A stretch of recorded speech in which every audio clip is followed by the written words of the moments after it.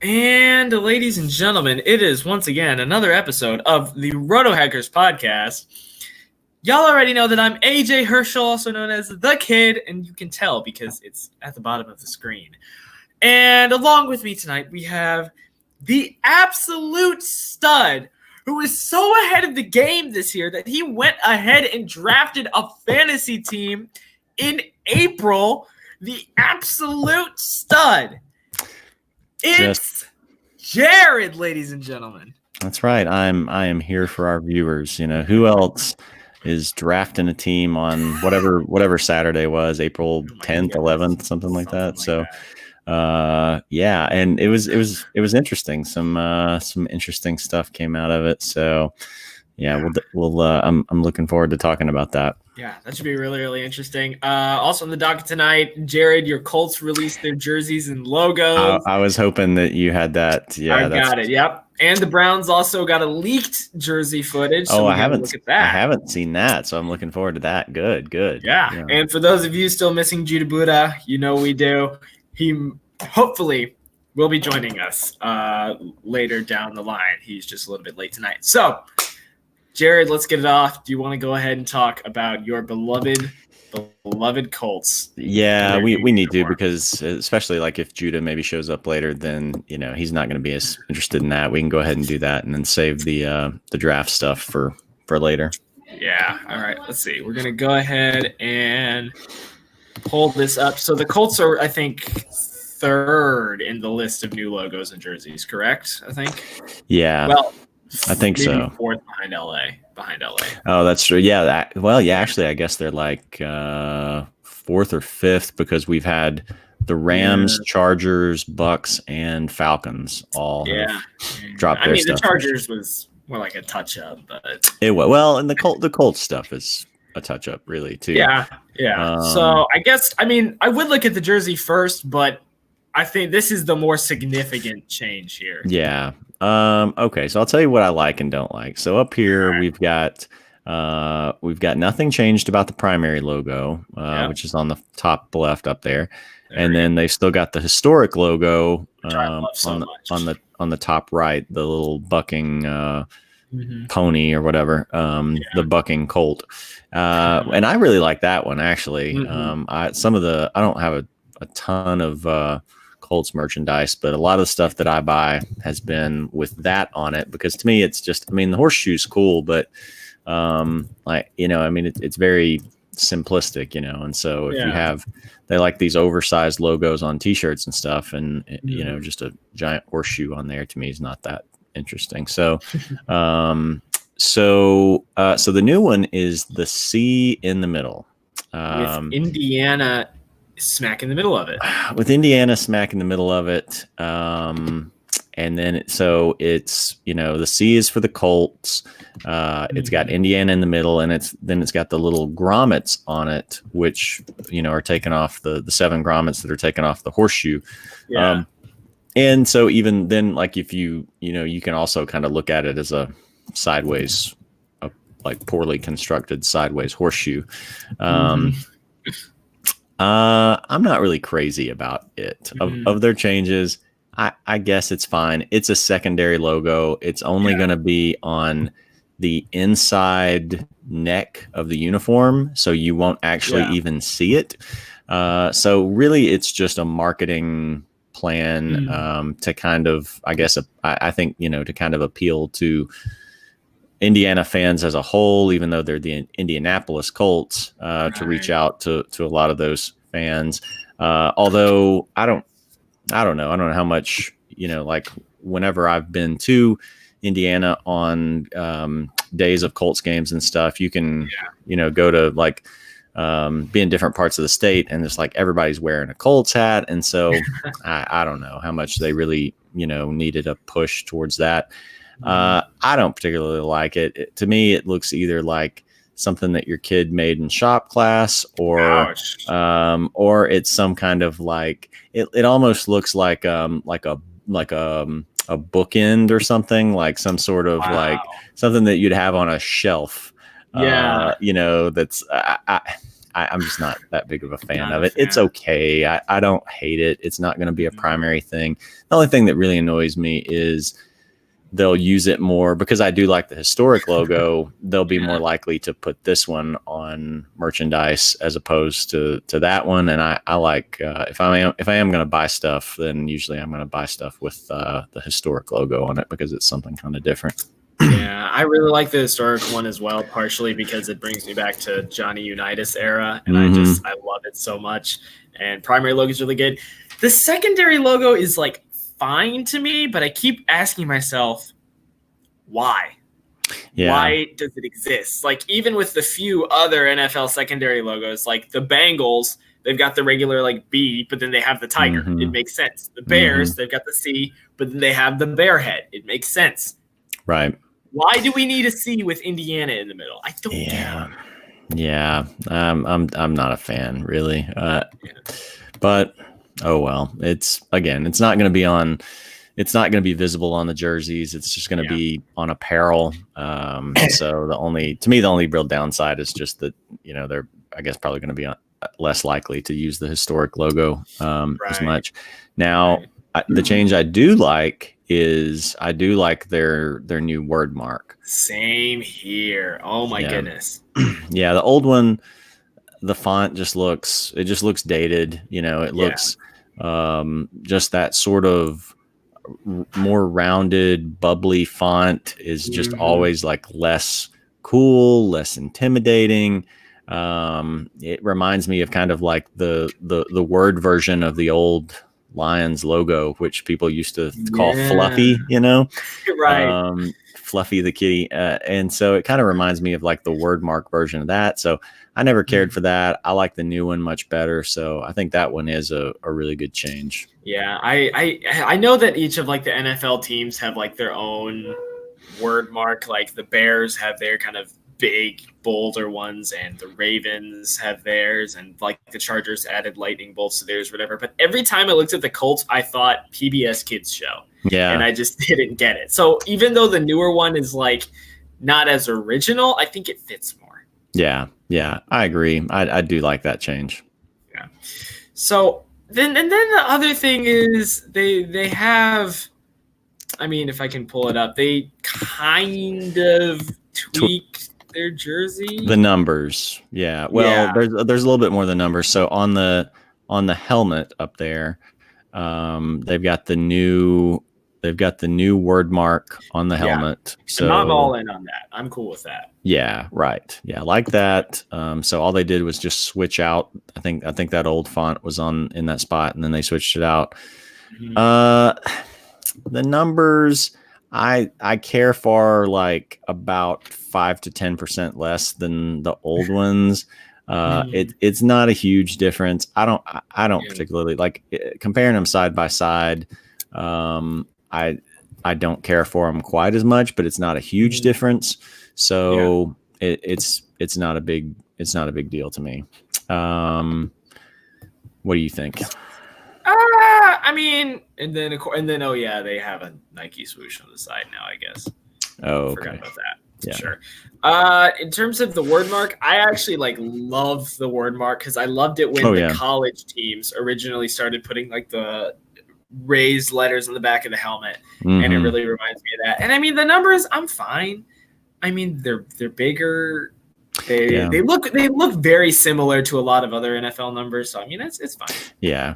And the other thing they did is they introduced black as a secondary color.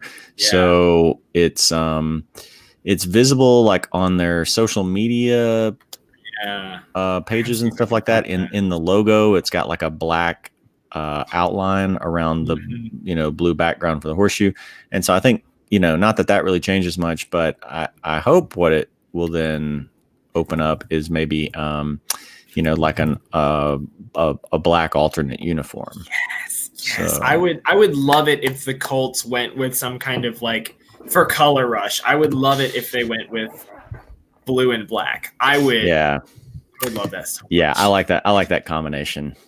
Combination. I would be cool with that. So and I think they probably will. That can't just be introduced just as like a little accent to the social media logos and stuff. I think they'll probably use it in a more meaningful way or something. Mm-hmm. So I think I like Colts. I mean, they barely did anything. I'd give them like a B+ or an A. Yeah, I mean, it's not a big enough change to really, no matter what it was, unless it was just awful or somehow amazing. Then okay, that's a little tweak. As long as Irsay owns that team, they're never gonna deviate from the logo, and they're never going to change the uniforms dramatically. So the only I was disappointed that there was talk of people hoping that they would bring back the old blue face masks, and they didn't do that. That's kind of disappointing. But overall, the changes for me are just kind of like, I guess I'll give it a slight upgrade because I like the new word mark. And I like the black. It's just like a slight, like, okay, that's a little bit better, but they definitely, I'm glad they didn't play up, the changes at all. I mean, I just knew about it really because of that tweet, that one industry insider put out about all the teams that were making changes. And he, of course, in that, he listed that it would just be a tweak. So I'm glad they didn't play it up, because if there had been a whole lot of like, oh, we're changing, then, it would have been a huge letdown for what it actually turned out to be. Yeah. And I mean, I think we got the word mark. We got the kind of mediocre logo, I guess. It balances out. I think this was good because they knew they had a jersey that worked. They had a logo that worked and everything. I just really wish we had seen more black. That's kind of my only thing. Yeah, right. Please take a little bit of a risk here. I agree. That would have been nice. Yeah. So Thomas H. comments on the jerseys. He says, classic teams like the Colts just make minor tweaks, and he's still salty about the Falcons, quote, try way too hard. Well, I saw an ad for the Falcons jerseys today, and it made me think of them again, because it was just like regular people wearing them. And so up to that point, we had the leaks, which looked horrible, and then we had the promo photos, which were like, okay, that looks all right. And then the ones I saw today were like somewhere in between, and so which I figured would be the case, because obviously leaked photos are just kind of grainy and they're not the best angles and stuff. Promo photos, they're going to have the best lighting and the best angles and all this stuff. And so the what you're actually going to see is probably going to be somewhere in between. And that is kind of how I feel about them. Like I was back up a little higher on them after seeing the promo photos, and then now I'm like, I don't care for those as much. I don't know. I kind of want to wait until I see the draft, and then they can't hold the jersey up or whatever. But, yeah, true. Yeah.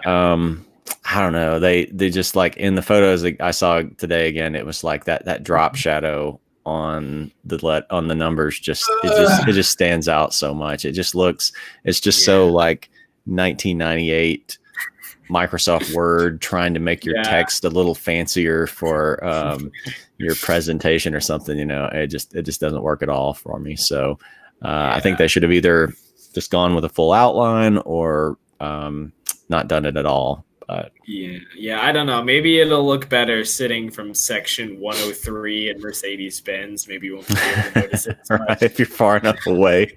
Right, exactly. Right. I did laugh too at their promo video for it too, where like a lot of the promo video was just like flickering lights. Right, exactly. And so it was like they're just trying to hide it. Right, exactly. So I kind of we're only going to give you a little hint about it because we don't really want to show you the whole thing. Right. So I don't know. I don't know. I'm not that in on it. Yeah. Meanwhile, on the other hand, we got a little bit of a okay. On the Cleveland Browns jersey. I haven't seen this at all. So it's not much. Don't expect a lot. So first off, on Sunday, we got this photo, which is the most untelling photo I've ever seen. They're going to be wearing uniforms and pads and helmets and cleats. They're not. They're go. giving you that much that they're not going to deviate from that. Huge teaser. And for the big reveal, we actually have non-jersey enthusiast himself. Oh my goodness! Oh. How are you doing? I can't. I'm so happy I made it for the big reveal. Well, we tried to get through. We at least got through the Colts jersey changes before you got here, so that we could. I watched some of it. Okay. I don't agree with you guys as much. I like me. I'm a conservative, and I like keeping the old ways. So whenever I see something new, I'm like, yeah. Well, like here we go. So, fortunately, Wreck This League apparently on Twitter brightens the photo and gave us. I was actually about to ask to see if I wonder if they actually put the real jerseys in there so that you could brighten the photo, or if they just had a silhouette stand-in. Right. So this is what it looks like. And Judah Buddha, you're talking about classic, and this looks kind of similar to Jim Brown era. You got the striped socks. You've got the no words up top. I don't know. It's nowhere near as big as the Falcons leak, but it's something. It's content. Yeah, that's interesting. Because it looks like it's just almost, from that photo, it looks like it's almost just like a plain white jersey, Right. I don't know. When are they supposed to? Is it Wednesday? Tomorrow? It's Wednesday. This is all we get? This is the big reveal? I thought there was going to be a reveal. This was the leak reveal, yes. Tomorrow's tomorrow's the official reveal, right? Is it tomorrow? Yep. So we get to talk about that on Saturday. And then at some point, because I'm thinking the draft is in, a week and a couple days. Yeah, now. 9 days. 9 days. Thank you. He's got the countdown up here. 9 days until the draft. And we still haven't seen the Patriots. We haven't seen the Chargers. And we don't know if the Rams are going to make any tweaks, especially to their helmet. I'm wondering if they're going to change anything. So I think got 3 more teams. I'm starting to think that new Rams logo is going to be the helmet logo. Because if you go to I think Yahoo Sports or ESPN, where they have the little team graphic for the team or in the standings and all that, that's the graphic they're using. So I think that's their primary graphic that's going to be on their helmets. Why? They just rebranded and it was so nice. I had to go and modernize it. I'm going to stop talking about it. So, fortunately, I think it's time to get into the real. Yeah, I think we're about to lose Judah. He's just hanging on by a thread there. Oh man, right. It's my first day of a fast. All I got is some Bridgewater here, unsweetened tea. Don't pass out on us.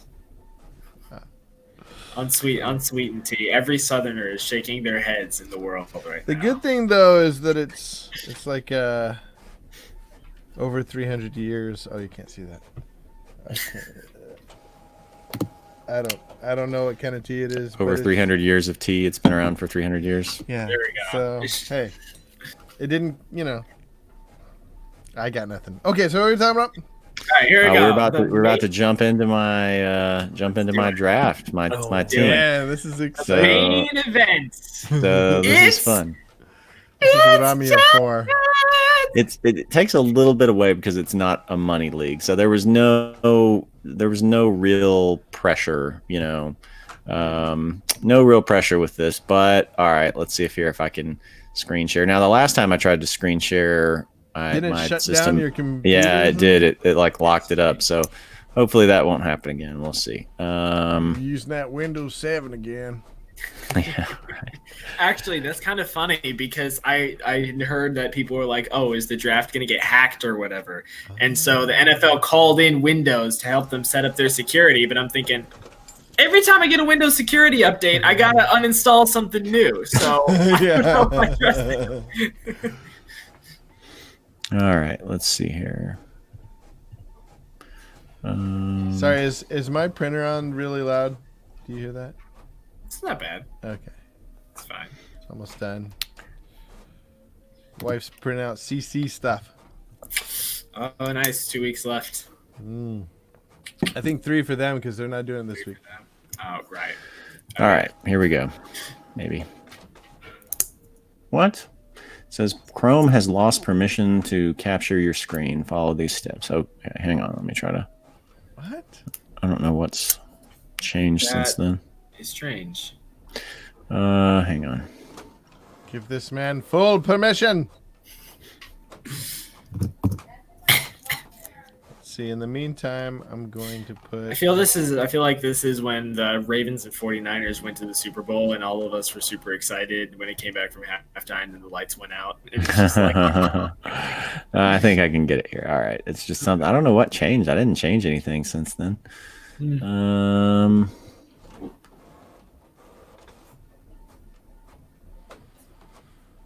AJ, did you see how I changed the branding a little bit? you mean on our website?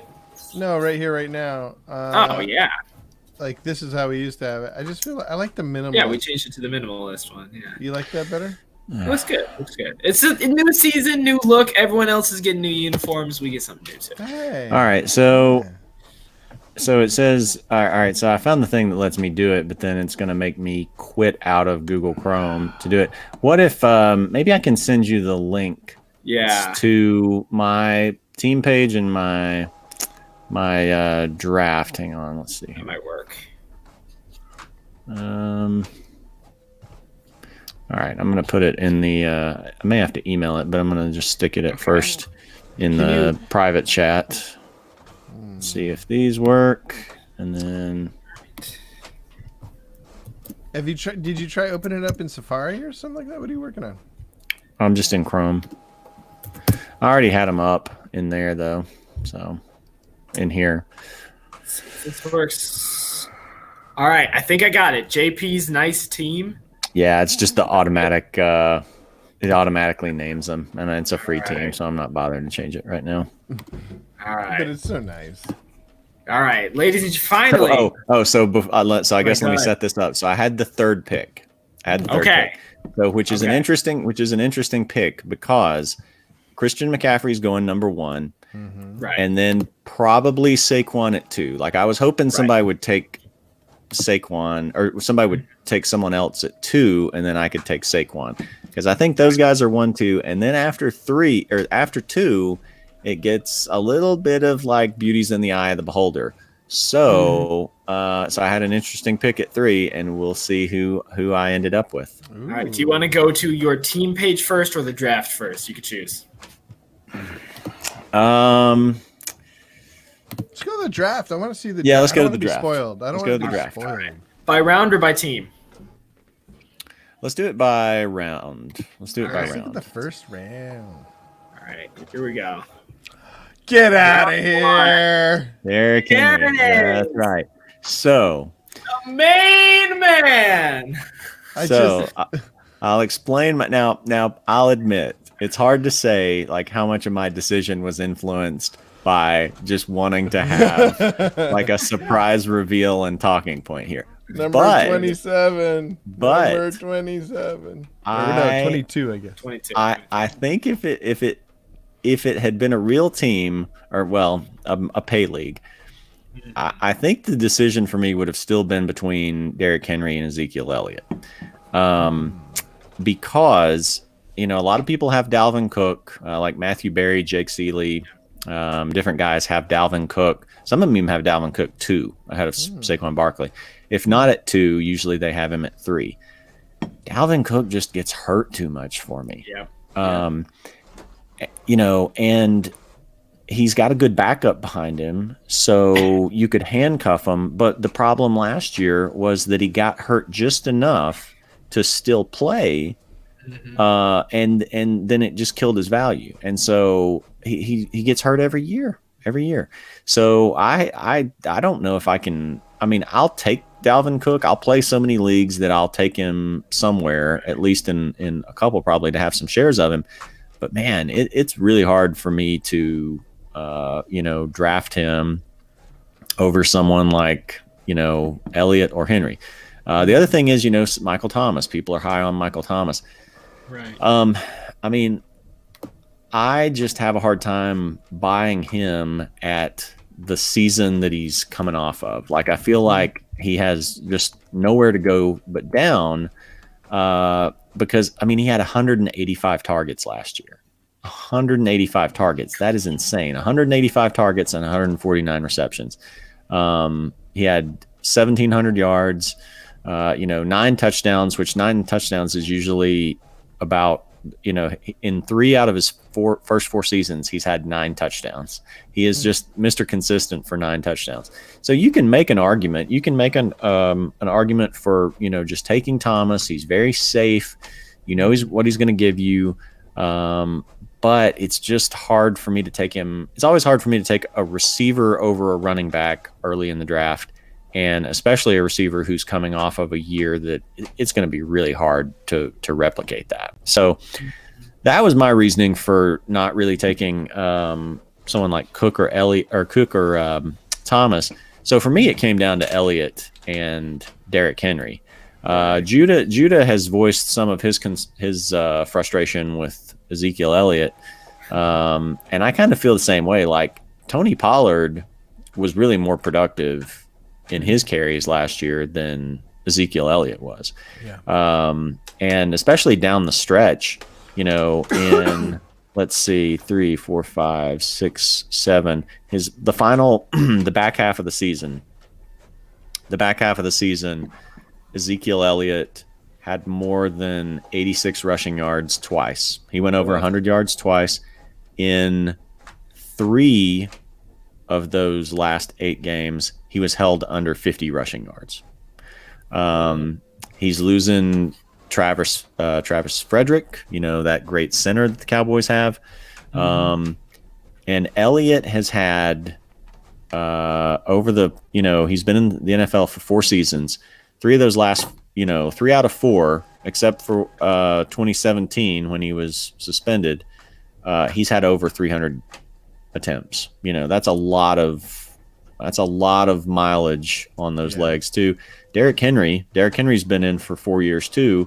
Last year was his first season of more than 300 carries, and he had more than 1,500 yards, 16 touchdowns. And really, the other thing too with Henry is, Ryan Tannehill didn't take over until several games into the season, and Henry's let's see, 1, 2, 3, 4, 5, 6, 7, 8, 9. Last 9 games of the season, though, I mean, just a monster in like 6 out of ththose 9 games, was like 6 out of those 9 games was like 150 rushing yards or more. He's there. It's a pretty good offense, but he's just the unquestioned guy in it. Right. So, there was part of it that was motivating me to pick Henry over Elliott, for us to have a talking point, but I might do it anyway, So I think you can make a legitimate case for Henry at that 3 pick. Let's see. After that, we got Thomas, Cook, Kamara, Aaron Jones staying at number 8, back-to-back. Reek the Freak at 10. Interesting. And then we go over to round 2. We got Hops going at the beginning of round 2. And then back-to-back quarterbacks. Yeah. Like, I'm not surprised Lamar went there. Like, I think you're going to see a lot of Lamar in the second round. I was a little surprised that Mahomes then went right behind him. But yeah, that's shocking to me. Okay, so we got Mahomes and Jackson, and then Julio, Judah Buddha's least favorite wide receiver to draft. I mean, finally he's dropping to the second round. But I was going to say, sorry, I muted myself. I'm actually not that surprised that that Mahomes went early. I'm actually more surprised that Lamar, just because, just the caliber. I mean, anybody who is drafting a quarterback is probably not that high caliber of a player, Ouch. And so it might be, I mean, it's just, I don't want to say high caliber. They play a different kind of game, than they're going for and that person typically would have watched the Super Bowl. And so like I think a lot of people are going to draft Mahomes early because there's the remnants of that, the feeling that he's the best, Yeah. And I think people started forget Lamar already, He was gone so early in the playoffs that I wonder if people, I don't know. And he really, towards the end of the year, he almost lost me. He almost lost me a championship. Remember, he had like at the beginning of the game, he had like 0 points, Mm-hmm. I don't know. If people go off of their feelings alone and like how they feel about a player, Mahomes is up there. Like I can just feel his like, oh yeah, Mahomes is awesome. And then I have to like, oh wait, Lamar is really good too. Yeah. And then later we get down Oh, there he is. He's normally going, right around the early to mid. Well, he's going in the second round. Sometimes he'll go early in the second round. Sometimes it's the middle. Sometimes it's the end. But Travis Kelce is just, a lock as a second round guy. So yeah. After that, we got Joe Mixon, Chris Godwin going first, and I think it's your pick again. It's my pick again. Yeah, it's interesting. Book of Zeke. Book of Zeke starts off with Chris Godwin and Zeke. That could either be a really good start to a team or really bad. Yeah. So my line of thinking on Jacobs was if Godwin had been there, I might have taken Godwin. And then the other one was Mixon. Yeah, if Mixon was there, I was probably going to take Mixon. Since they weren't there. Over Chubb. Both of them over Chubb. Here's the thing with Chubb. Having Kareem Hunt in that offense last year really took away over, let's see, 1, 2, 3, 4, 5, 6, 7, 8, 9, 10. The final 10 games of the season, Nick Chubb had 2 touchdowns. They used Kareem Hunt a lot in the red zone. Chubb was still having some pretty good, games, 100-yard games about half the time. But, like those, okay, so the final, let's look at the final 5 games of the season. He had 16 carries, 15 carries, 17, 15, 13. And he's not getting passes, over that same span. He had either 0 receptions or 1 reception in 4 out of those 5 games. There was one game where he had 3 catches for 21 yards. Wow. So if he's not getting touchdowns and he's not getting receptions, he's not second round pick material. And so, they could, who knows what could happen. They could end up trading Hunt or something, but I can't take him there. I probably won't have many shares of Nick Chubb if that's where he's going, because I think there's just too many, the reason I took Jacobs is, he's more of the unquestioned running back in that offense. If they fall far behind, then maybe he's, not going to be used as much as a receiver. But the other reason I took him too is like, if this had taken place after the draft and the Chargers didn't take a running back, I would have probably taken Austin Eckler there over Chubb. Really? Or I'm sorry, over Chubb and over Jacobs. But but I went with Jacobs because Jacobs was a first round pick. They're not going to draft another running back really to compete with him. Whereas Austin Eckler, even though they paid him a little money, the Chargers could still potentially draft a guy. So I tried to treat this as if like, okay, if I'm really drafting today based on what I know, I've got to go with Jacobs over Eckler.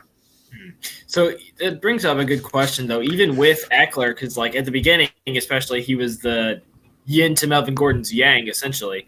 So do you think Justin Jackson, assuming the Chargers don't draft anyone, Does he take away anything from Eckler? Does it make it better for Eckler? What do you think?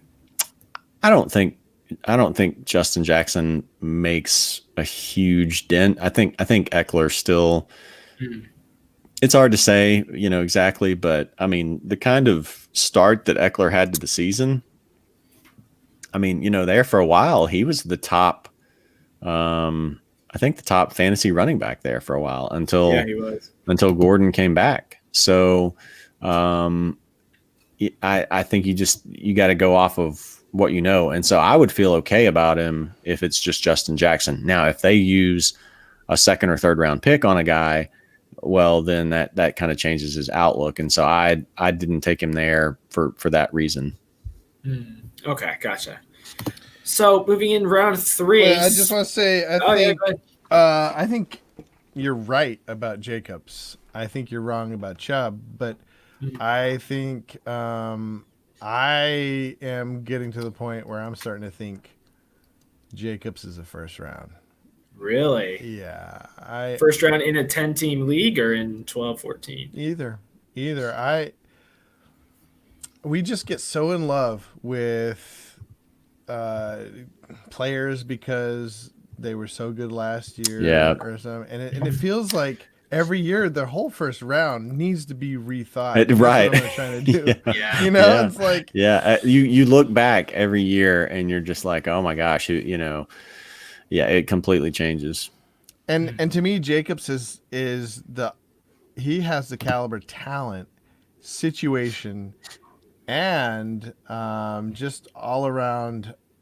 So talent, situation, and opportunity. That I think he could easily be the number one running back next year. I think the big thing with Jacobs is that he's the only sure thing for me in the Raiders offense. I don't know if Mariota is going to somehow beat out Carr. They don't really have a wide receiving core. Right. I don't even know what Jason Witten's going to do to Darren Waller now that he's there. I don't know what's going to happen with that. Oh, yeah, Jason Witten's there. Yeah, I forgot about that. Yeah. He's the only sure thing in the entire Raiders team to me. I think that's what makes him the most valuable for me. Right.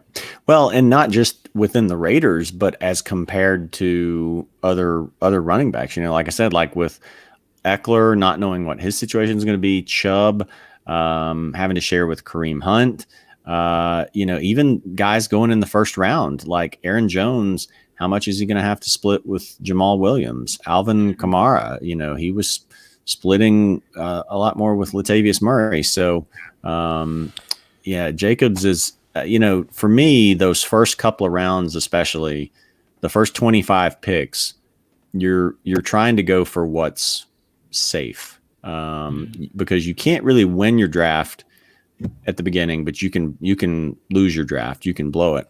And I think you have to go for, what's going to be fairly safe unless you've just got a guy that you really feel good about having a blow up kind of year that people aren't expecting. That's actually, AJ, that's actually the only argument I think that you can use against Jacobs because running backs typically don't do as well fantasy wise unless they're on a winning team. They have to have a winning record to be in the top, to be at least in the top 5, just statistically, And Adrian Peterson, though, for a while, I think is the best example because when Christian Ponder was there, the Vikings were just utterly atrocious, and he still ran for 2,000 yards. So there are exceptions. Right. There are exceptions, but I mean, if you're looking for safety, you want a running back that's on a winning team. I personally think they're going to be a winning team, but it's when I hear you make a good point for why they could easily be a losing team. Yeah. Well, to me, I don't think they'll be worse than last year. I think, Waller's still going to be there. I don't know how much Jason Witten adds I don't think Jason Witten adds a lot other than maybe being a red zone presence. I think they probably draft a receiver. They probably get CeeDee Lamb or Jerry Jeudy. And you look at Jacobs too. The thing with him is, he had 1,150 yards, 7 touchdowns. And that was only in 13 games, and so and I can't remember that, maybe one of those 13 games too. I think he, had to leave early. So you're almost like, his numbers are almost like 3/4 of a season numbers, so they would have been better than what they would have been. So I think the Raiders, I agree with you. I've gotten much more into drafting with running backs, especially like drafting them if they're in a fairly safe offense. But I think their line was okay last year. I don't think the passing game will be worse than what it was. I think they'll probably add a young receiver and it'll be somewhat better. So I think they have a pretty good schedule too. I can't remember, but being in the division they are in, I think it shouldn't be too tough. Yeah, but the thing with the Raiders is if in that division you're going to have to play Mahomes twice, and I'm high on the Broncos, so I think you lose there twice. Yeah, I mean, that is true. I guess I was just thinking of defenses. The Chiefs, they have could go back and forth. Who else are they playing? They'll probably have to play the Chargers. They get the Chargers twice. Yeah. Which, I mean, actually, they might have a decent defense this year, but nothing that makes me feel like, it's not like they're playing the Ravens, Right. They are having to play the Saints this year, though. Also, Saints Brady's Bucks, the Bills. Depending on how good the Falcons are going to be, their Patriots defense is still going to be pretty good. They've got some tough matchups this year. Okay. Well, that's something to keep in mind. That's something to consider. Yeah. I would have to really, and I'll look at schedules as we get into pay teams. If we get into pay teams, I'm still not sure how Yahoo's going to handle that, because they may not open that up anytime soon, not knowing, whether or not it's going to. Oh, I hadn't thought of that. Yeah. Yeah. I think normally they open up the pay leagues at the same time as everything. So it makes me wonder if they're like just going to hold off to see if there's even going to be a season. So that's kind of unfortunate, because I like drafting some teams early, but I don't know. We'll see. Have they said what they're going to do about I guess they can't even begin to think about it until we know more about how the NBA is going to proceed. Right. Well, and normally, I'm trying to think. I think the regular season ends. When does the regular NBA season end? Is it April or May that it normally does? May. Yeah. So they've got a little time left still. Like, they wouldn't still be making payouts this time of year anyway. But yeah, they've got to wait to see, like, is it going to start back up? They'll have to wait until there's word that it's officially canceled before they would have to make a decision on how to pay out stuff. With MLB, they would just have to, I'm sure they would just refund the money, since none of that ever started. But NBA is interesting because they got through most of the season, so. All right. They're going to be loath to just give all that money back. Well, yeah, and people are going to be mad regardless of what they do, because people that were winning their leagues are going to say, well, wait, I had this one. Or somebody that's in second, third place, who maybe the first place team is going to use up all their games, and then you're going to leapfrog them. They're going to say, well, wait a minute. Now, that's not fair. I was going to win this down the stretch. So it's a complete lose-lose situation for them, no matter what they do. Well, back to the draft. Yeah. So then I took Kittle. I took Gurley, Kittle. Kittle, Drake. Yeah, Gurley. If Gurley had been there, I would have had to consider Gurley. I would have considered like starting off with 3 running backs. Since he wasn't, though, I thought about Drake. I thought about Kenny Golladay, but ultimately I felt like Kittle, there was a bigger jump over Kittle to, the next tight end potentially than there was with Kenny Golladay to the next receiver or something. So I went with Kittle. Interesting. Yeah. That makes sense. And so right now you're sitting at 2 running backs and a tight end. And a tight end. Yeah. That shocks me. Miles Sanders, mid-third round. I like the talent, but Philadelphia, Doug Peterson, they love to use running back by committee, and so I would have a trouble taking him there because I don't trust that he's going to, basically he got that role mostly to himself because of injuries late last year, and so I would be hesitant to trust that they're going to use him as like a true feature back. If they do, then he could be he could potentially be like a first round talent, first round production. But it's hard to, until we get closer to the season, unless they give some indication that they're going to use him that way, that's pretty risky. I mean, is he going this high? Couldn't the guy just wait until like round 4 or 5 to get him? I don't remember what he's ranked off the top of my head. I think he was seems high. I think he was ranked. I don't know. Yeah, I'm not positive. Yeah, I mean, he's ranked. Miles Sanders, 5th round, tier 5. Okay, so that's pretty high for him then, yeah. Yeah. Well, that's behind. That's actually so they have Kenyon Drake, Austin Eckler, Leonard Fournette ahead of him. Josh Jacobs, of course. Fournette I think a lot of people are sleeping on Fournette, man. Has he even gone in this one yet? No. Man, let's see how far he drops. 6. You've got Mark Andrews. Yeah. Then there's Galladay, which I like Galladay as a third round value, but it's just so deep at receiver. It was hard for me to take him over Kittle there. Yeah. Judah Buddha. Next up goes your guy at pick 28. I think we're on. It's Devin Singletary. That's about right. That's where he's gonna go. Was his 4th round? Late third. This is 3rd round. Ooh. This is pick 28. Yep. Moving down, Amari Cooper and then Allen Robinson at pick 30. Whoever this is high on the Bears quarterback. Yep. Okay.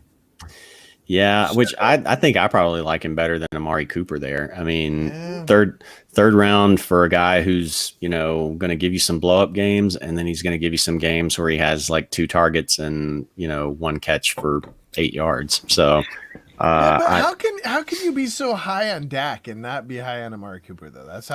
Because Dak has multiple people to throw to and he runs. So he can throw to Michael Gallup, he can throw to Ezekiel Elliott, he can throw to the tight end, he can run the ball in. He's going to get his points usually, but that doesn't mean Amari's going to get his points. Okay. All right. I get that. Makes sense. Moving over to round 4 now, going down. Well, speak of Leonard Fournette, and he appears. And we lost the okay, there we go. Yeah. Got it. I'm not sure how I feel about Fournette this year. I'm not sure. I like him a lot better than that Mark Ingram pick. Really? The 2nd pick of the 4th round. Ingram, I think as that backfield goes along, there's going to be more work given to, those other running backs like Gus Edwards and Justice Hill. Ingram really down the stretch just didn't he was making his living off of touchdowns. Yeah. So I would, as much as I loved Mark Ingram as like a 5th or 6th round pick last year, and I would still take him as a 5th or 6th round pick this year, but not at the top of the 4th round. Yeah. See, the thing that's because I like Ingram a lot and I like the Ravens a lot, but the thing that scares me with Fournette is injury history, which he's had dating back to his time at LSU. 2. I don't know how Jacksonville is going to be. And even though I know Fournette is such a good player, and yes, whenever he does play, he gets numbers. Like, he's never not put up numbers. But I just be worried that down the stretch, something's going to happen. He's going to blow an ACL again. Well, and what scares me too about that, I mean, he's getting better as a pass catcher. They used him more as a pass catcher last year. But you think about how much they gutted that defense. And they are going to have to throw the ball a lot. They are going to be behind in games late. And that would worry me about taking him as a 4th round pick. Yeah. Moving down, Adam Thielen. All right. I got a Thielen. Odell Beckham. How the mighty have fallen. It's gone from being a late first, early second round pick to mid fourth round. Really low for Odell Beckham. Yeah. Really? You say that just a name value, or you think he should go higher? No, skill value. He should be the second or third. Well, how many wide receivers have come off? I would take him above Mari Cooper. I would take him above Amari. Probably. Well, I'd take him above Amari, Adam Thielen, all these guys. Wow. I don't know exactly where I would take him, but let's see. So the first round there were 3 receivers. Second round there were 2, 3, Thomas, Hill, 4, 7. Hopkins, Jones, Evans. I would take him above Jones, Cooper, Godwin, and Thielen. He's the 12th. I think the 12th receiver off the board. That's crazy. I would take him a little bit higher than that. I would take him a little bit higher than that. I don't know. Odell worries me. He still needs Baker Mayfield to get the ball to him. I'm loving that he's going this late. I'm gonna have a lot of Odell Beckham. Okay. We'll see. I mean, I think it's a little low for him, but I don't know. I can around higher. I wouldn't argue with like mid to late third round with people taking him there. I think he's still a huge risk, but I can see the argument for that. Yeah. Moving down, you got Chris Carson. My man, Chris Carson. Exact same spot he went last year. Mostly, I was getting him in the 5th round some last year, but I still like as a 4th round guy. Oh, I still love him as a 4th round guy. Yeah. Mm-hmm. This year? Yeah. Penny. Even with Penny, they went in on Penny's knee and it was more messed up than what they thought it was. They had to do some more cleaning up. And so it's looking like, Carson may just still be, especially at least for the first part of the season, in kind of back in that workhorse role that he started out the year with. That's good to know. I didn't know about that. Yeah, there's talk about like Penny even not having a future with the team beyond this year, and Seattle might even use a draft pick on a running back. So, really interesting. Which if they did that, then that could change Carson's outlook a little bit. But depend on who they are. Yeah. I think this is pick 36. Yeah, DJ Moore. I would have liked to have gotten DJ Moore there, and then I like AJ Brown too. But so we had my pick, your man, AJ, at the next pick.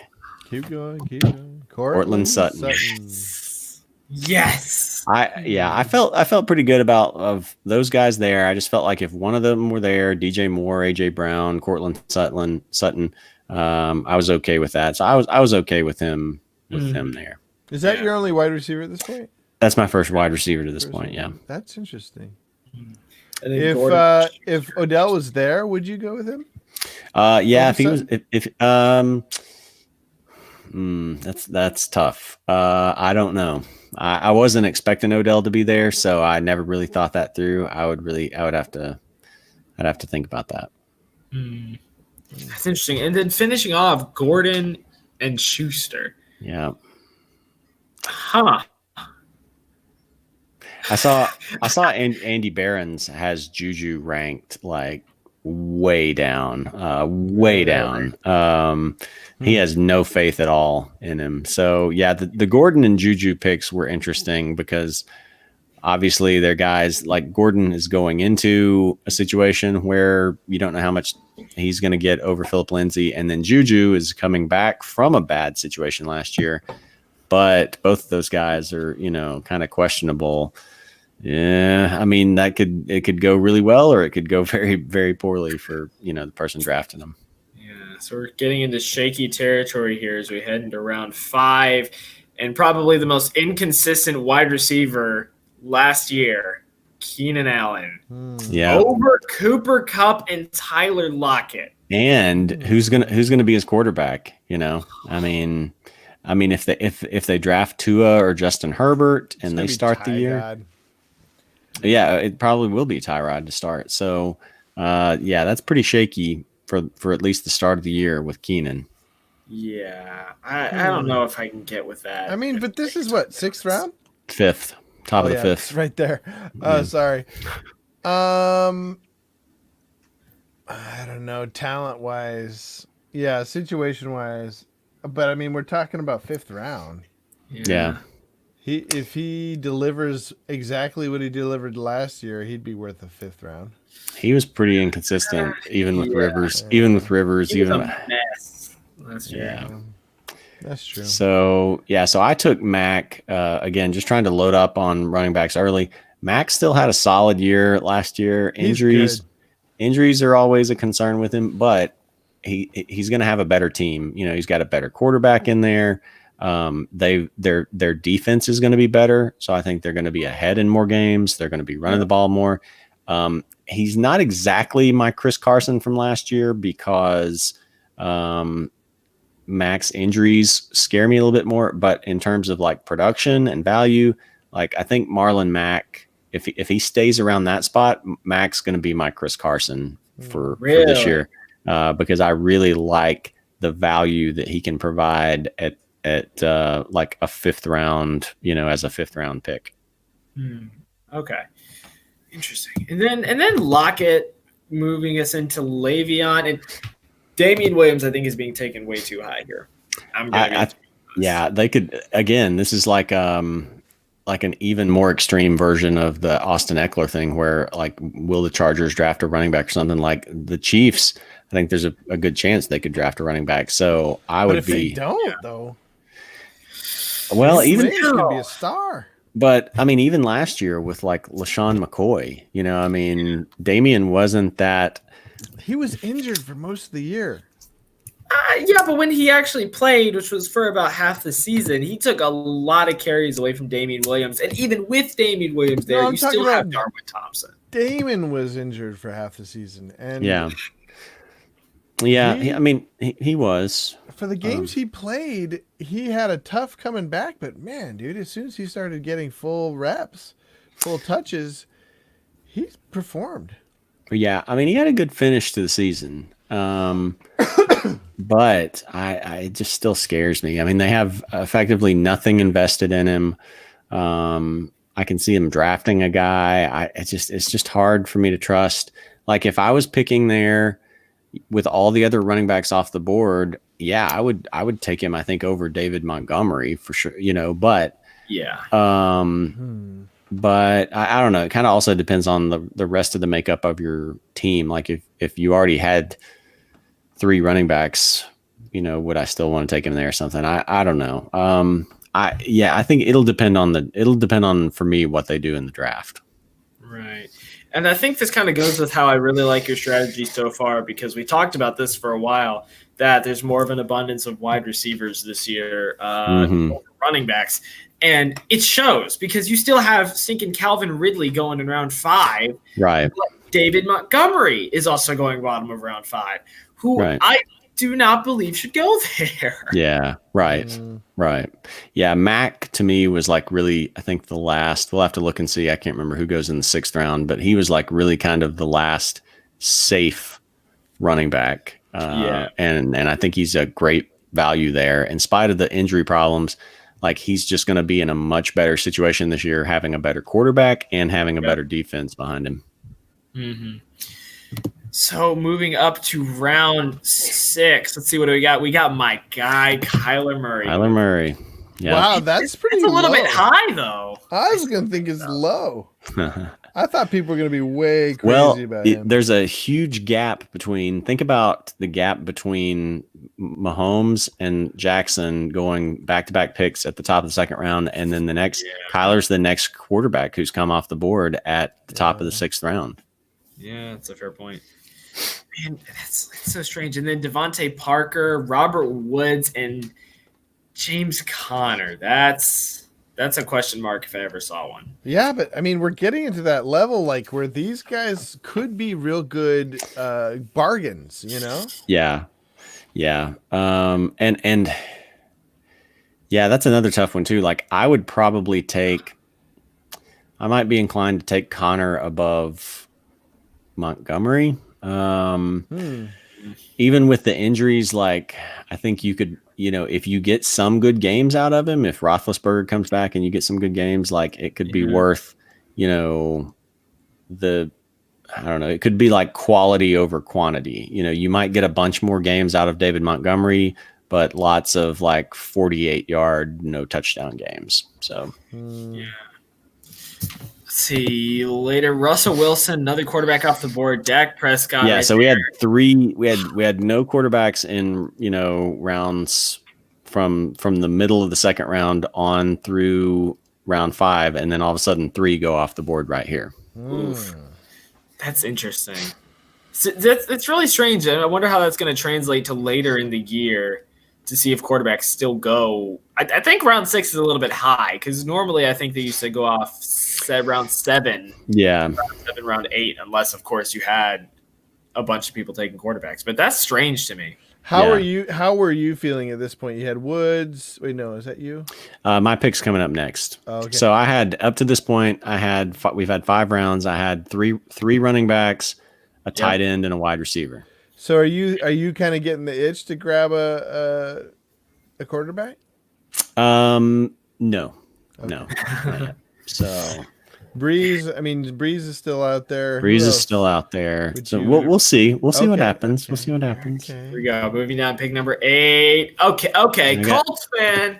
Colts fan. But it's not about being a Colts fan though. It's again like the fact that they're going from Jacoby Brissett to Phillip Rivers.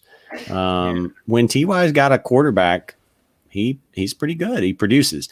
And so I did struggle a little bit, like trying to decide between him and Diggs. But ultimately it was the fact that, like Diggs and John Brown, I'm not sure how much of a like clear one Diggs will be over John Brown there in Buffalo. They may be like 1A and 1B. Allen is still not the most accurate passer.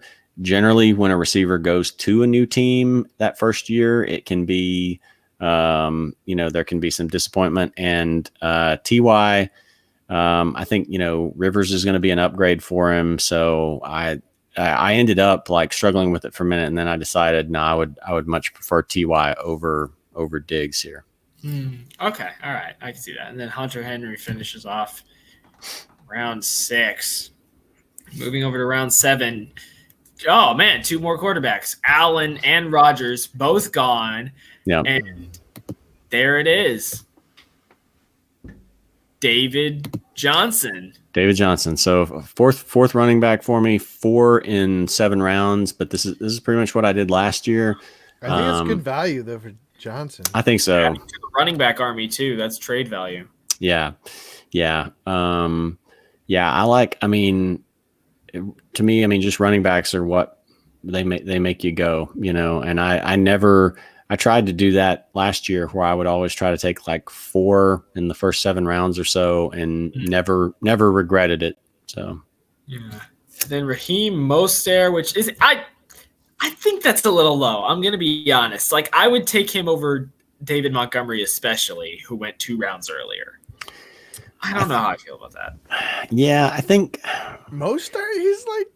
I would. He's in San Francisco. He's like 3rd place, though, on his team. The struggle for me was how they used him, where, like, towards the end of the season, he was, he had that monster game against Baltimore. He had a monster game against Green Bay, but then he had a lot of like 10, 12 carry games, and he was very touchdown dependent. They kind of went back to Tevin Coleman again. So if he was going to be the feature guy, I think he goes much higher. If he's the feature guy, I think he's like a 3rd or 4th round guy, but not really knowing what you're going to get out of him or how much, how many touches he's going to get.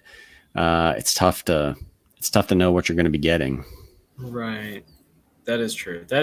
Still, though, I feel like he's a safer bet than a lot of the guys who went earlier, especially David Montgomery. I keep thinking of that as my example. No, I think you're sleeping a little on David Montgomery. He's going to be better than you think.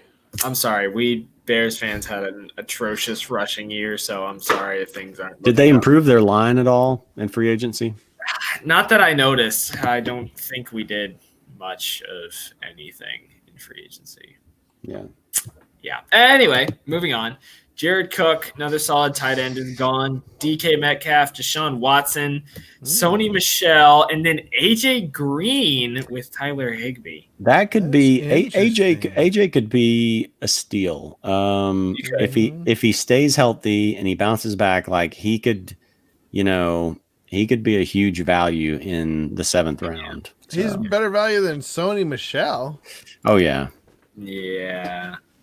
Especially with AJ, though, you don't know, are you going to get Burrow throwing to him or are you going to get Dalton throwing to him? That's part of the thing is you don't know. I mean, but even with Dalton, he's done pretty well. And I think I don't think Burrow would be a drop off. I think Burrow will be about as NFL ready as any quarterback coming in. So I think AJ could be a real value there.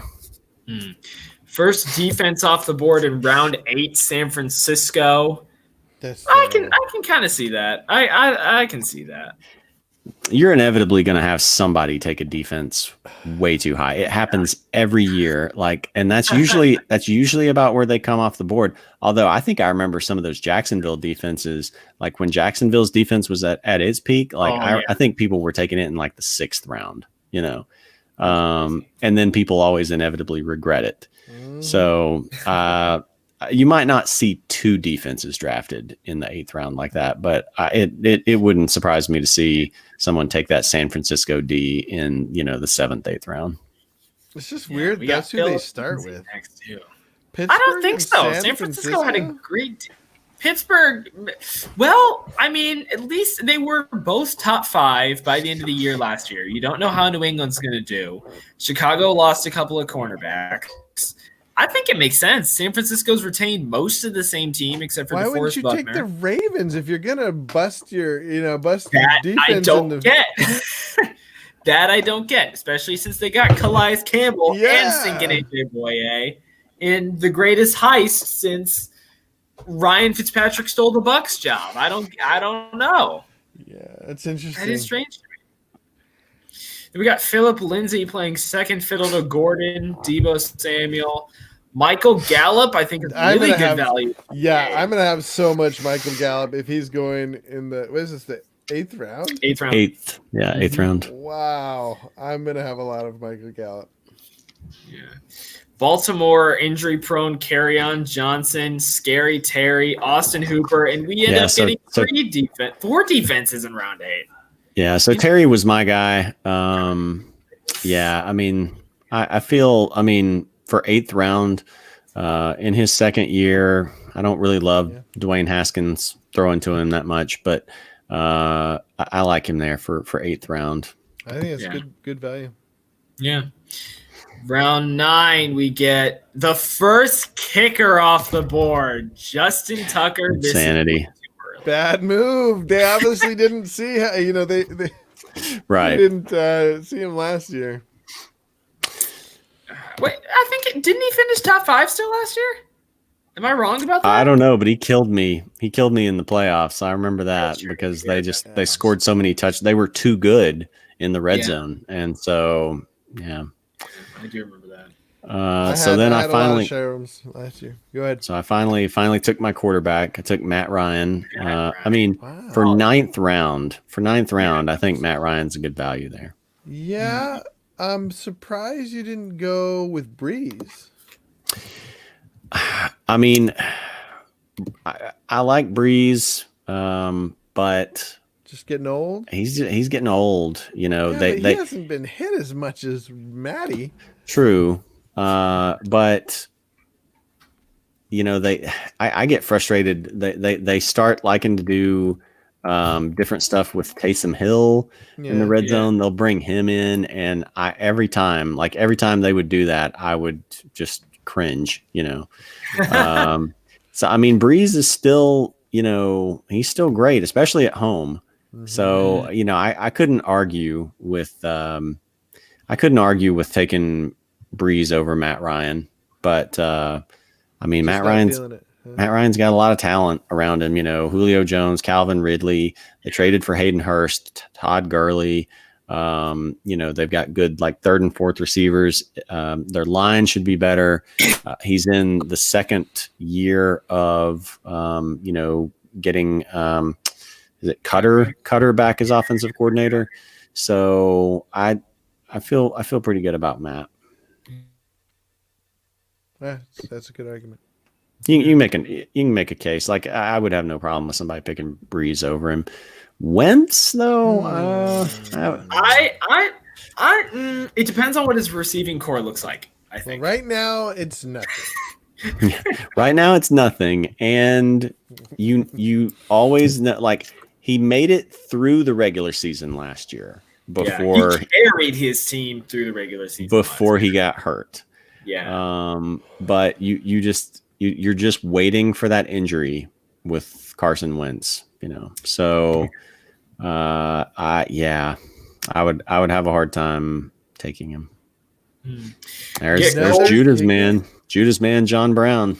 There he is, right in between two kickers, Will Lutz and Harrison Butker. Yeah, and this is stuff that is probably not going to happen. You're not going to have a run on like 3 kickers in the 9th round of a money draft or something, So that's but what's funny too though is like a lot.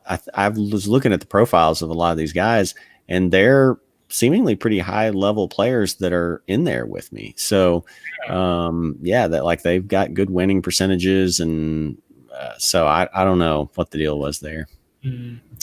Got Buffalo, Darrell Henderson, and finally Greg the Leg Zerline in Dallas. Keep in mind. Yeah, 4 kickers in the 9th round.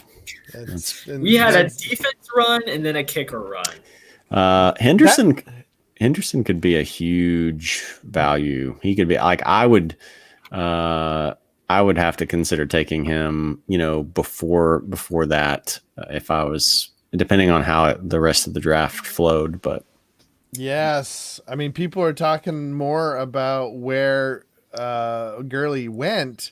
And not looking at who do you leave behind. And right. Henderson he's got the talent. Yeah. And so now he has the opportunity. I think I'm going to have a lot of Darrell Henderson. Yeah, I don't argue with that at all. Greg the Leg finishes off, I think it's round 9. Yeah. And then 10, Jarvis Landry. And then Kareem Hunt, along with Hayden Hurst and Darius. Guys, what do you guys think about Kareem Hunt? I think this is a little low, but I don't know. What do you guys think? I mean, for who? For Hunt. This is low for him? I think a little bit low. Yeah.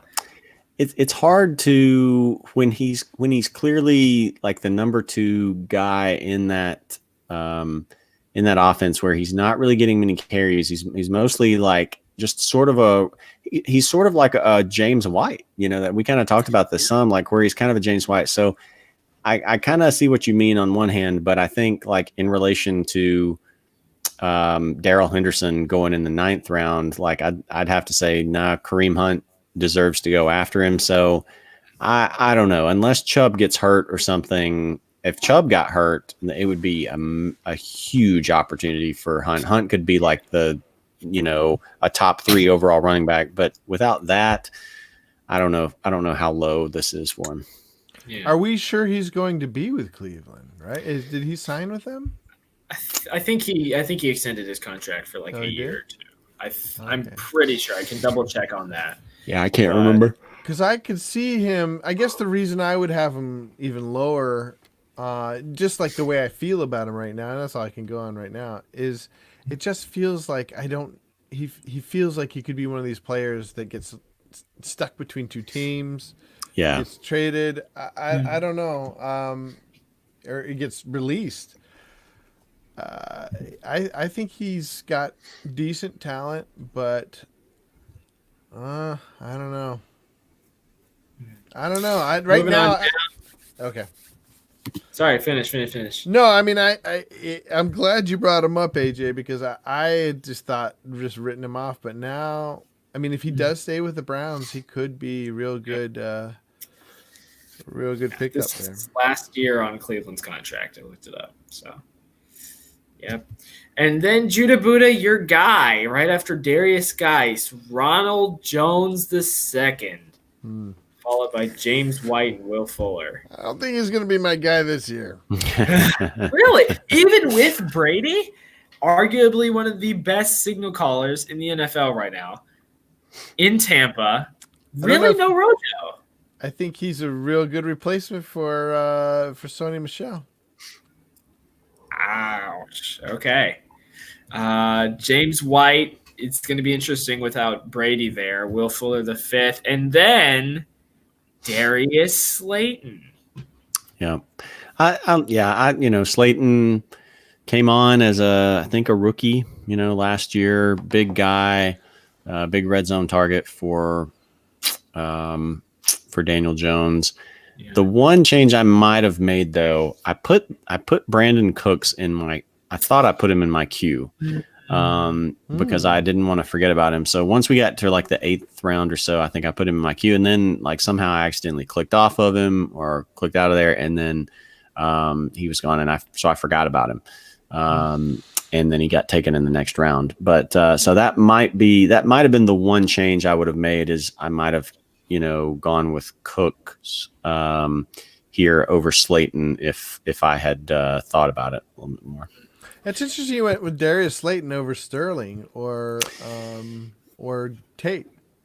Well, definitely over Tate. I think we've seen what Golden Tate can do, and he's on the he's not going to be a monster. But Slayton, you can make an argument over for Shepard over him. They're typically ranked pretty close.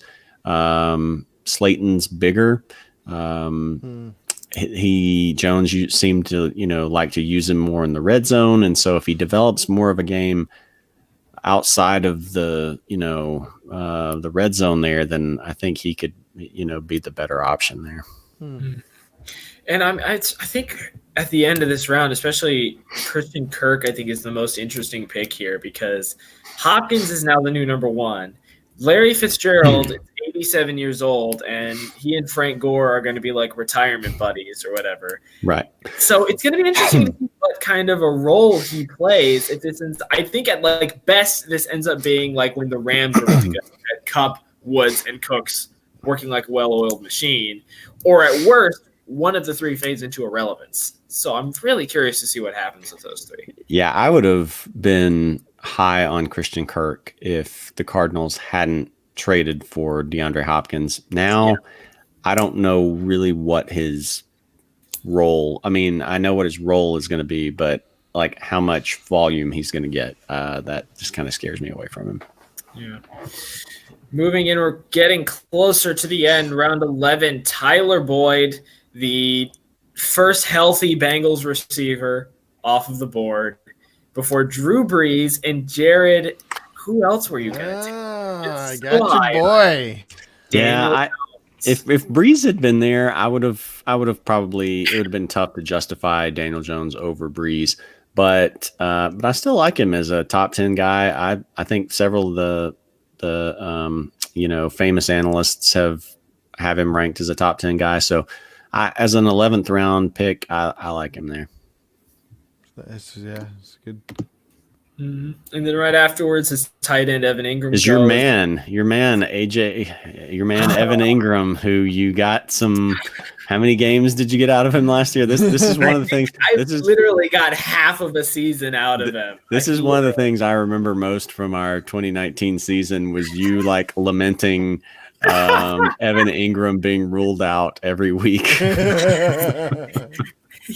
He became the pain of my existence for like the last 5 weeks of the year. That was how many games did he play? Let me check real quick. He played a total of 8 games that year and missed the last 6. Oh my goodness. Yeah. I'm not going back again. No, it's like a bad relationship. I'm not going back again. The other one I think is a good value here is Edelman. He's going to outproduce that spot for sure. Like even with a young especially with a young quarterback, he'll be the safety valve. And so he's not going to put massive numbers up, but he can, I think, get close to about what he normally does. He's not going to give you more than half a dozen touchdowns. He might only give you 5 touchdowns, but he can catch a lot of balls and he can give you 90 or 100 yards. So he's a tremendous value right there. Yeah. Mecole Hardman out of the University of Georgia. Going next. Dogs. With that, there we go. Judah Buddha, your guy, Sterling Shepard, and then Cooks. Yeah, there's Cooks. Round 11, and Tariq Cohen. Cohen, that's an interesting pick right there. Yeah. I think it's a steal for Cohen. Really, in round 11, this is pick, I think, like 110, I think. Yeah, I mean, if this is half-point PPR and you guys don't believe in Montgomery at all, if Montgomery is as flat as he was last year, Tariq Cohen going in, is this the 10th round? 11th. 11th round. It's not that I don't believe in Montgomery, it's that I don't believe in the Bears running game. You don't have to with Tariq. Well, even our short pass game wasn't great last year either. He had a rough time. Tariq had one game where he had more than, let's see, he had 2 games where he had more than like 30, I don't know, like 40. He had 3 games of like 40 something receiving yards, and then the rest of the time it was like 30 something or less. So he's not like, I mean, he can catch several balls for you if you need a guy who can get you like 8 points or something, then yeah. But otherwise, like, I have no faith in Tariq Cohen. I would not draft him. Period. See, here's the thing that worries me with Tariq Cohen. It's that he can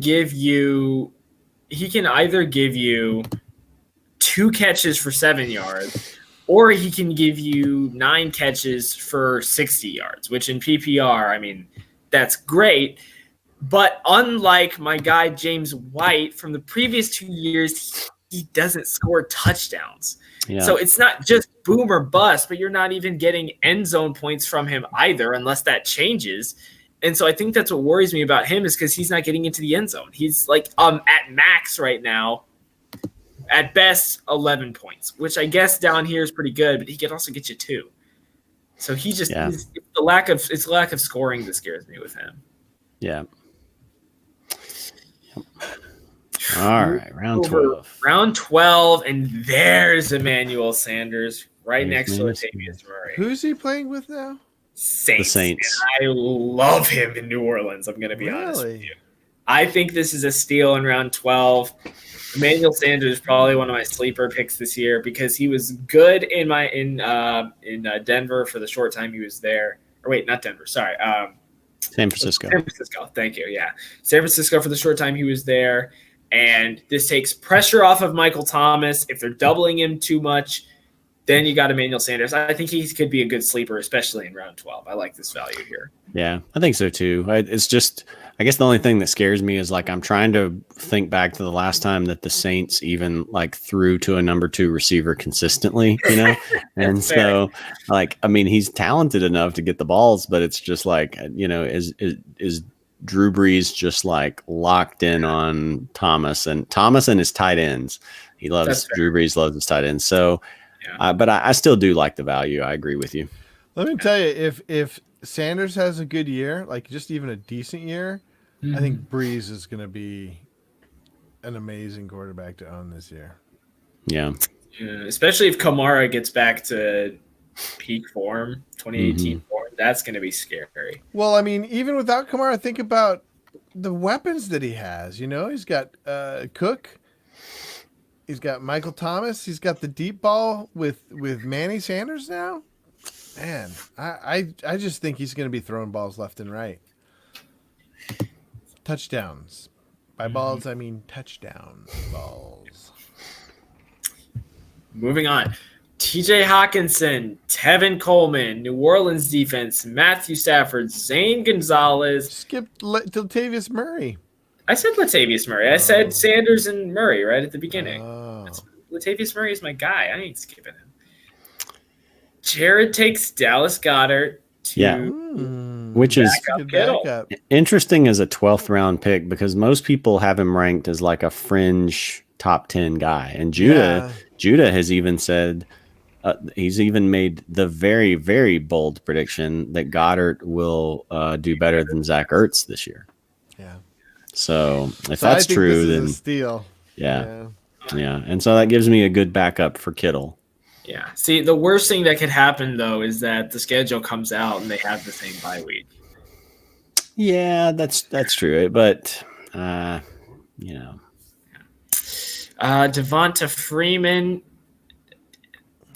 Freeman. You don't know where he's going to end up. I have no idea where to put him. Yeah, I mean, is he really going to come in and start over somebody else?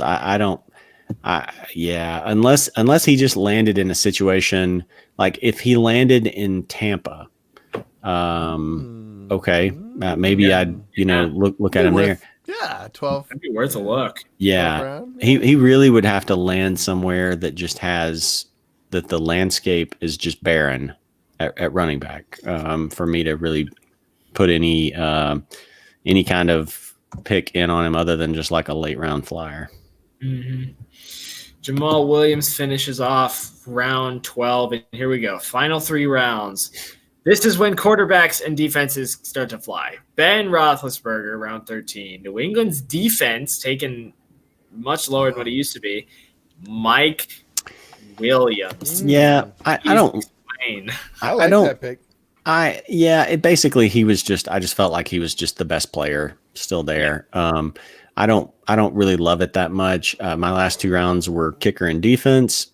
So when these rookies drop onto the waiver wire, Williams would probably be the guy that I would cut to pick up one of them if I could, because I don't know what his situation is going to be.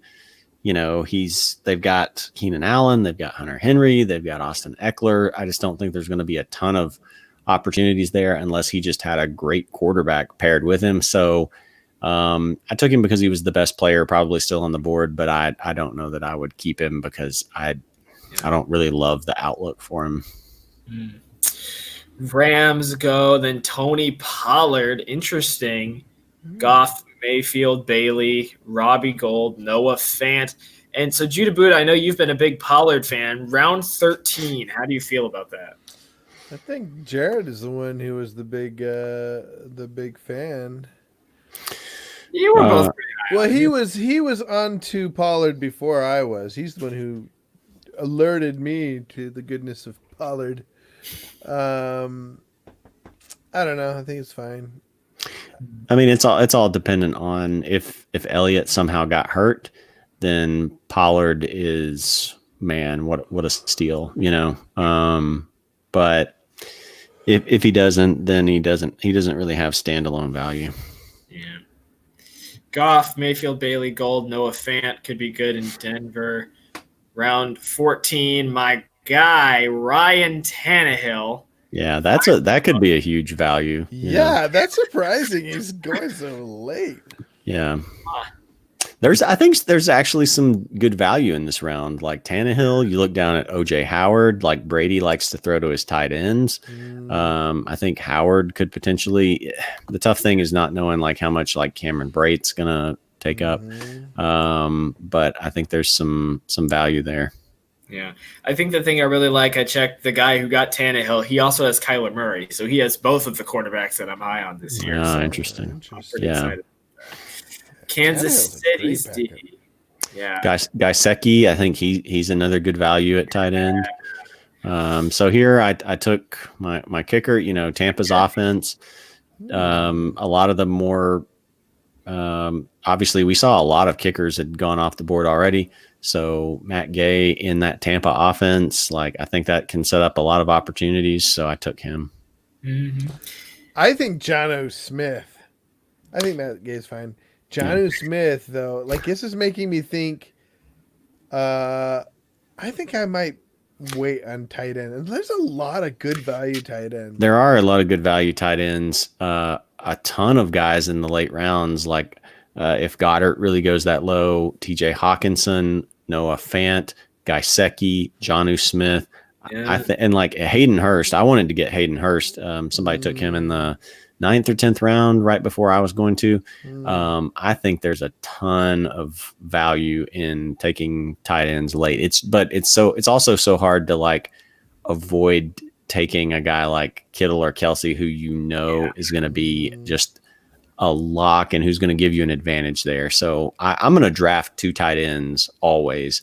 But there probably will be some drafts where there's a better value at running back or wide receiver, and I decide to wait till later and just get 2 young tight ends later, or maybe even 3. Like maybe even just stock up on like one of these guys is going to have to break out. So. Yeah, I like that.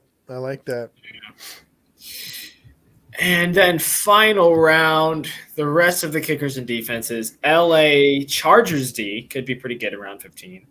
Joey Sly, Tampa. Yeah, I went Tampa kicker and D there. We talked about Tampa's defense being underrated, and so I just went in on them. Yeah, they won't be off on the field so much now because Brady's not throwing 30 interceptions this season. Right. Not throwing 30, but I don't know. We'll see. Philly, Young Hoku, Green Bay, Tennessee, Greg Olson, and Mr. Irrelevant, Matt Prater. So you want to go to my full team and we can see how it kind of all shook out where you can see it at one time. So here it is. JP's nice team. They won't be nice to the competition. There it is. So that's a good team. It's pretty solid. I think it's pretty solid. A good bit of running back depth, a great tight end. I think 2 receivers, one an up and coming young receiver going into his, I think, 3rd year. The other T.Y. Hilton, who, for the 6th round, he can return 4th round value. McLaurin can take another step. Darius Slayton can take another step.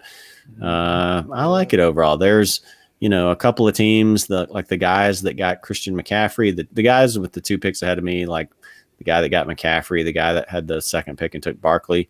Like if I had the opportunity to switch teams with them, maybe I would. But my goal really coming out of the draft is to have, what I think is on paper one of the top 3 teams in the league. And I'm going to get better unless I just get ravaged with injuries. You really make your team over the course of the season in trades and waiver wire. So as long as I come out, with a, top 3, top 4 team, I feel pretty good about it. Well, what I like particularly about your team is the depth. I feel like your bench, any one of those guys could be a starter easily be like a top 10 starter. Right. Yeah. Yeah. I think there's a lot of value this year in later round picks who can, blow up and take that next step and be a top 10, top 15 performer at the position. So, yeah, I think my favorite part about this. Sorry, finish. No, go ahead. That's fine.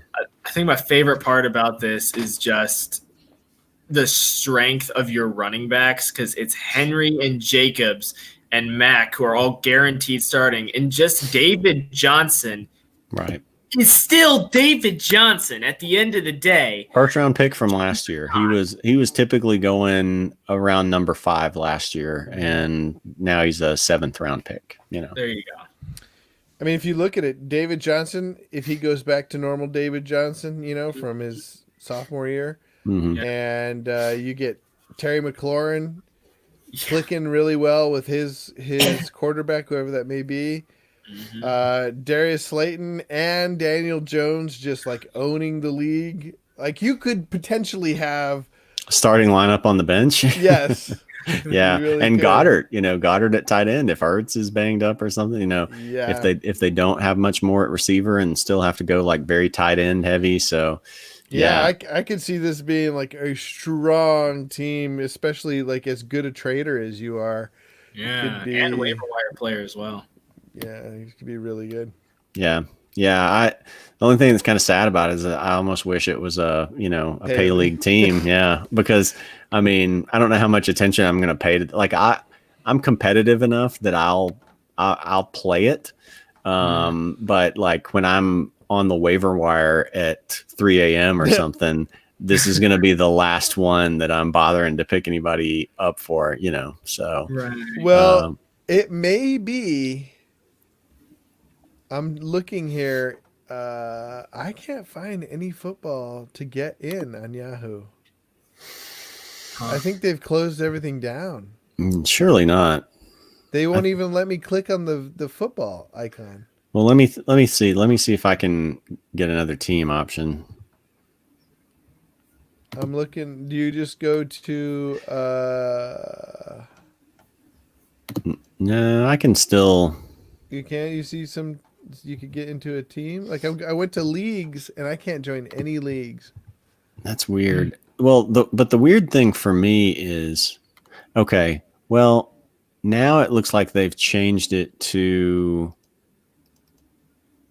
Like when I try to join a league, it doesn't let me draft before June.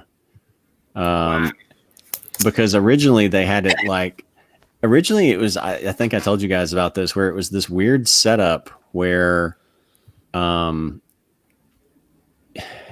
they had one date open and it was that date that I picked, Saturday, and then it was like nothing else until August or something crazy. And then they opened it up to where there was a draft literally every day from you're telling us live while you're looking at it. Yeah, from now until August. Like how is that going to work? You're gonna have so many. No leagues will ever fill up because everybody will be choosing a different day and a different time, and no leagues are ever going to fill up.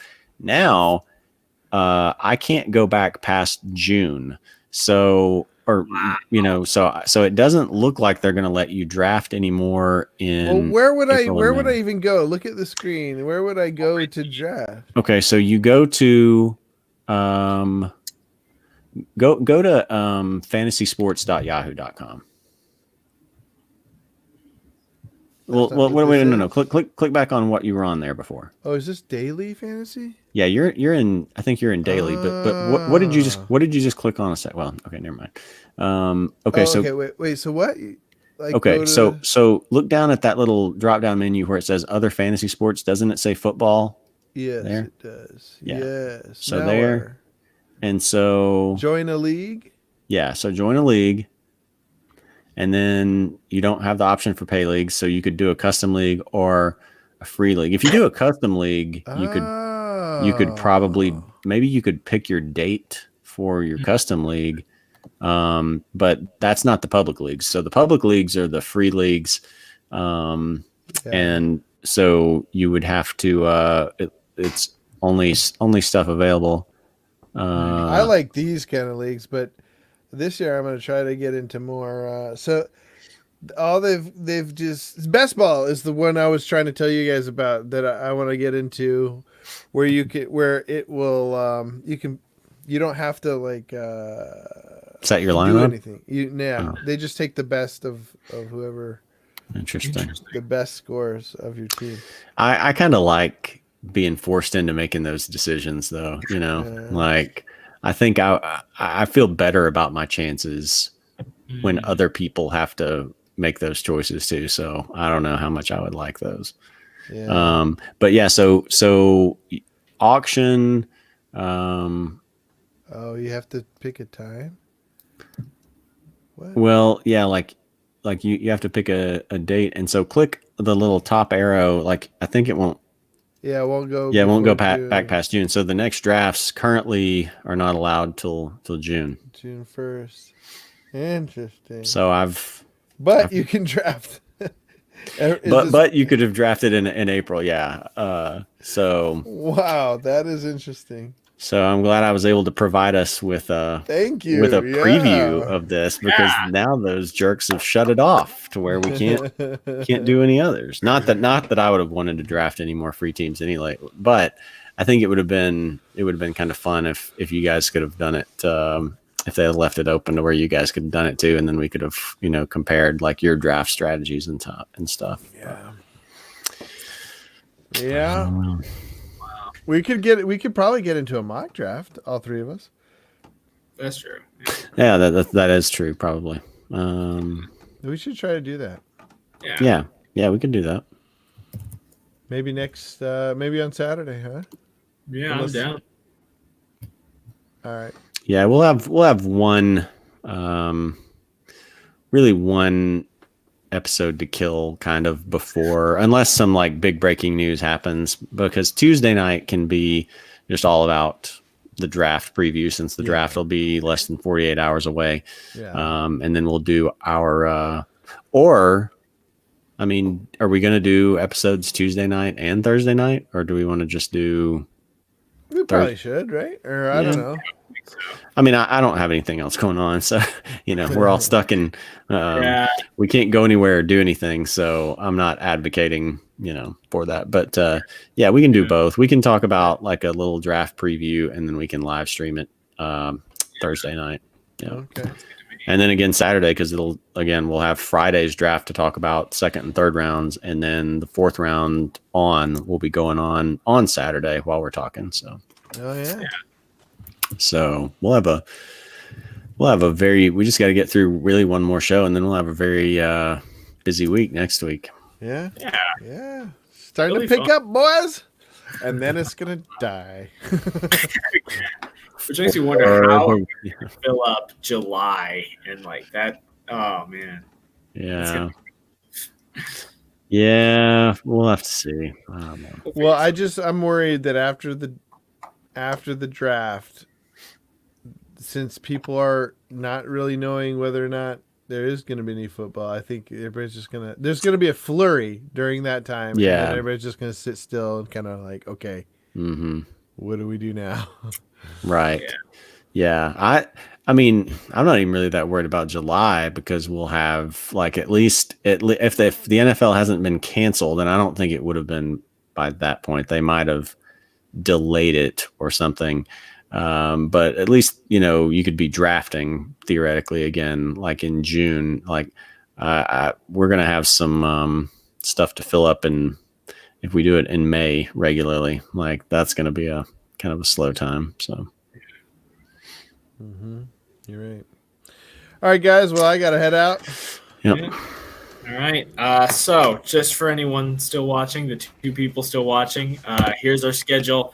April 18th. That should not be a ticker. Oh. There we go. That's better.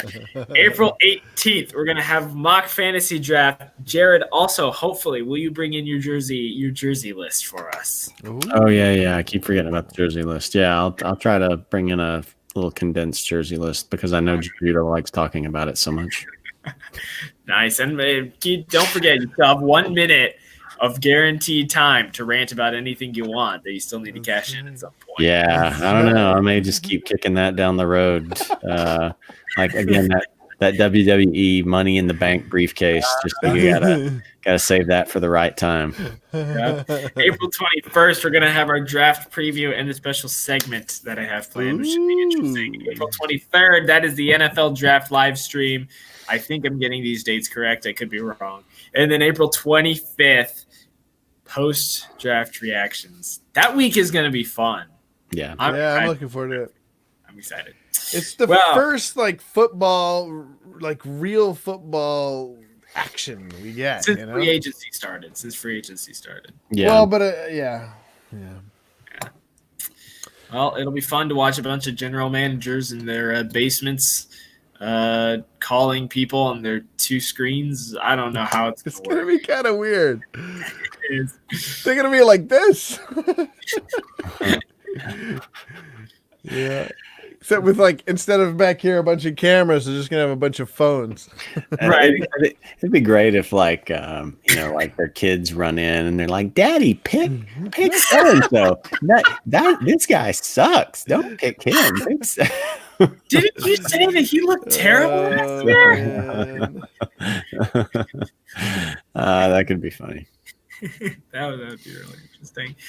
I mean, it can be better. I mean, it is going to be sad that we're not going to be able to get like actual people on stage to announce picks. Because like I remember we had Pat McAfee announce a pick that one time, which was the greatest thing ever to watch. Mm-hmm. Yeah, so, my hope is just like that. This will be like a fun little throwback though to not knowing exactly what's going to happen because everything is so spoiled now. Like Ian Rappaport and Adam Schefter, they're too good at their jobs. They are. Yeah, they know what's going on. They can see who's on the phone in the green rooms, and maybe they'll still have so many live streams of players' homes and stuff that it still gets spoiled. But that would be the one thing that I would hope could come out of it is that there's more surprise to it. Mm-hmm.